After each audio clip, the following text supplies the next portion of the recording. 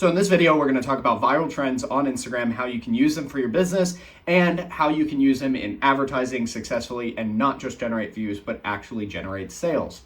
And the first thing that I want you to keep in mind is that trends are the easiest way for a brand new account to get a lot of views on Instagram. But the second thing that you need to know is that those views will not necessarily convert to sales. Trends are not very good at creating purchase intent, so you usually need to layer the trend itself with some way to drive purchase intent, which usually translates to relating the trend to a problem that the viewer is experiencing.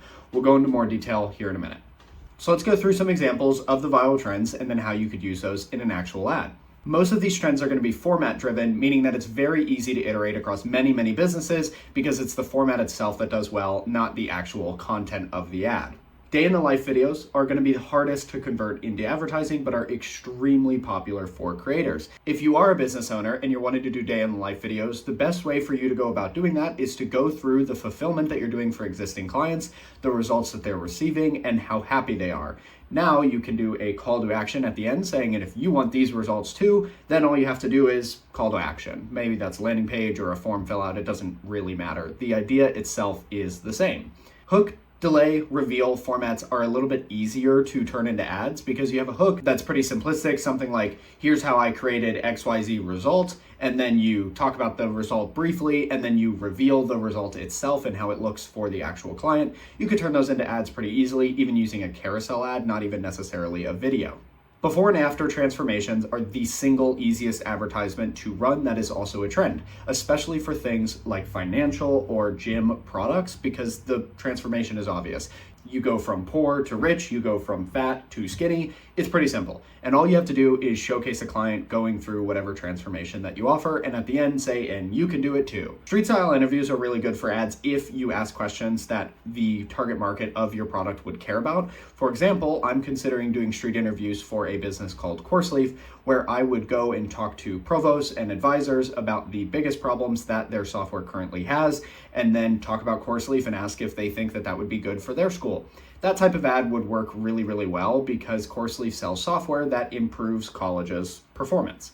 And remember, all of these formats carry the same objective: the minimum amount of thought for the viewer to understand the point of your product. Now, if you're doing these as actual trends, the idea is just to create an engaging format and show something interesting, while if you're doing an ad, the idea is to create an interesting format and then show something valuable. It is a slight difference that does matter.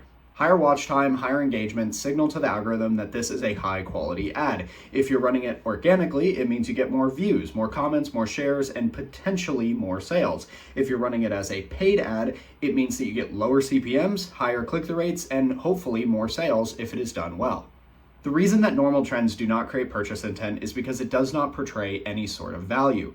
If you see a trend where a business owner showcases a hook of an existing video and they say, and then they went to XYZ restaurant and they had a great time, that doesn't really create purchase intent because it doesn't attack a problem and it doesn't really showcase a clear benefit, especially compared to the competitors in the market. While if you use the trends that I did showcase, then you're actually showcasing a problem and a solution that the person cares about, which creates purchase intent and does not require a high level of awareness about your brand to understand. Trends should almost always be simplistic overviews and formats rather than specific word-for-word scripts that you're going to be following.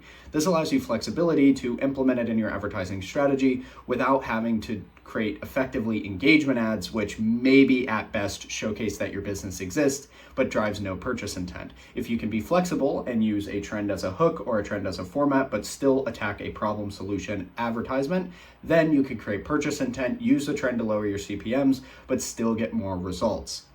And if you want me to do that for your business for free, plus a performance-based system on the back end where I take a profit split, then all you have to do is go to the first link in the description, fill out the form, and if you qualify, I will reach out to you shortly.